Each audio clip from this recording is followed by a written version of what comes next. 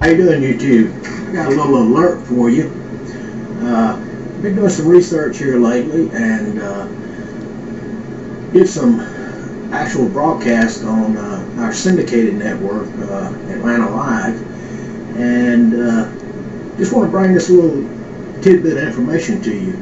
I got a House of Representatives bill 1955, that's 1955, that passed the Congress back in October. It's sitting in the Senate right now. It's in committee, and I know politics don't interest most of you. Most of you out here for entertainment, but let me tell you something. If this bill is allowed to pass and becomes law, this bill, the way it's written right now, and the way it sits right now, could make, now get this, could literally make the majority of us here on YouTube terrorists.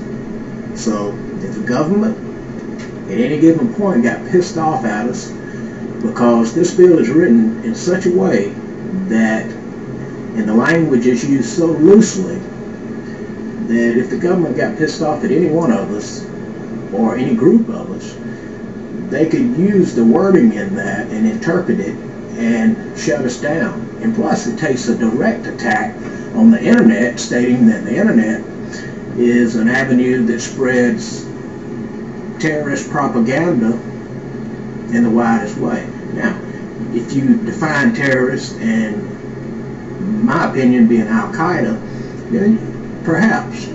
But this bill 1955 is not directed at outside terrorists. It is directed specifically at homegrown terrorists. It defines the groups: U.S. citizens and people who live here legally.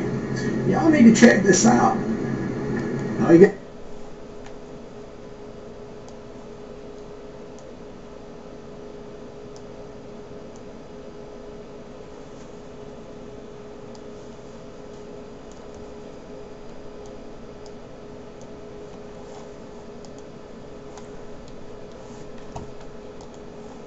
When I looked up the word force in the online dictionary, there were a few definitions that put the word in perspective in relation to the definition of homegrown terrorism as given in H.R. 1955, the Violent Radicalization and Homegrown Terrorism Prevention Act of 2007. To put it plainly, the definitions of force in this context were frightening. Section 899A3 of the bill defines homegrown terrorism as a term meaning the use, planned use, or threatened use of force or violence by a group or individual born, raised, or based within the United States to intimidate or coerce the United States government, its population, or any segment thereof in furtherance of political or social objectives.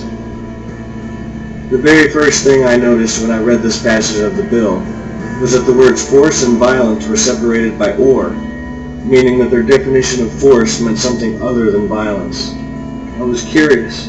If force didn't mean violence, then what did it mean? I'm very concerned about what I came up with. The first and second definitions didn't make any sense in regards to the bill, being that both definitions implied violence, and the bill clearly meant force to be something other than violence. The third and fourth definitions, however, gave me goosebumps. The third definition defined force as A, intellectual power or vigor, especially as conveyed in writing or speech, and C, a capacity for affecting the mind or behavior, as in the force of logical argument. Imagine defining homegrown terrorism as the use, planned use, or threatened use of intellectual power or vigor, or defining it as the use, planned use, or threatened use of a logical argument. Neither of those sound right. They'd both be ridiculous interpretations of the word force in this context. Now, I don't like to think that that's what the authors of this bill mean, but I have seen a great deal of this kind of thinking being broadcast on mainstream networks, almost as though we were being softened up for this kind of thinking. I'll give you an example. It was omitted. Building 7 9/11 report omitted. The entire thing, never in the history of the world has a building fallen from a fire into its own footprint, eliminating the core, 25 steel beams. Really, impossible, physics-wise, impossible. Well, what do you think is really happening with the ship that was in there? Do you think that these British soldiers were used as pawns to try to ignite another war against Iran? Historically, have governments ever faked incidents or incited incidents in order to get them into wars? Nations. Do you think this has happened historically? I'm sure it has. Now for the top story tonight, freedom of speech versus dangerous conduct. In addition to the O'Donnell rhetoric, we now have public servants like Secretary of State Rice being accosted by loons. As stated, this kind of behavior is flat out dangerous and will lead to violence if not checked. This stuff is now spreading because of people like O'Donnell and the loony website. People like Rosie O'Donnell get up there. They're seen worldwide. They say the most irresponsible stuff you can imagine. They hurt people who lost loved ones on 9/11, and then are not held accountable by anybody but me. Every American should condemn these people, and I will tell you, when I make this prediction, if they're not reined in by the authorities, and they should be, that terrible intrusion in San Francisco should have been a criminal activity there. While O'Reilly isn't calling it homegrown terrorism, and he shouldn't either, because it absolutely is not. He is, however, calling for one of the aforementioned definitions of force to be criminalized, and he is relating it directly to free speech. It would seem to be that it is O'Reilly's position that the exercise of free speech can and will lead to violence, and that it should be criminalized. Keep in mind, Rosie was not directly expressing an opinion, but citing facts and observations in relation to an opinion.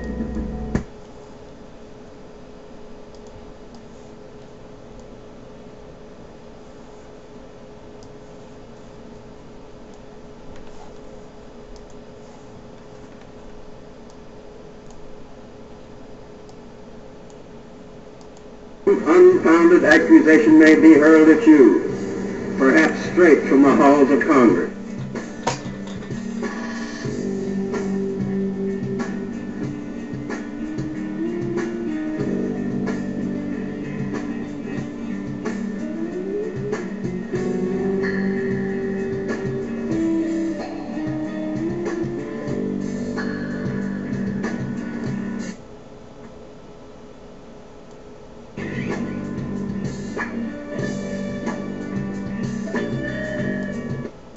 Simon Wiesenthal Center spoke before the Homeland Security Subcommittee and Jane Harmon, author of the bill H.R. 1955. The meeting was titled Using the Web as a Weapon, the Internet as a Tool for Violent Radicalization and Homegrown Terrorism.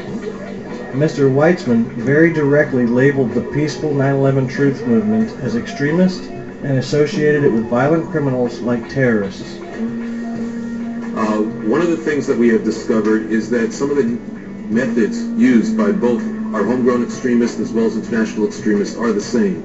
By trying to appeal to a closed group that is, create a closed environment, they help influence the process of radicalization, as has been described earlier. Some of these are conspiracy theories that present a closed view of the world, such as blaming 9/11 as in part of an outside job or a job by outside groups such as the U.S. government. We must have increased cooperation internationally among the political, law enforcement, NGO, academic, and all other interested sectors. There must be the political will to legally act when necessary. He then went on to display in a PowerPoint presentation web pages from the architects and engineers for 9/11 Truth website. He gave them a rather prominent place among some truly nasty, radical jihadist websites and other websites advocating violence.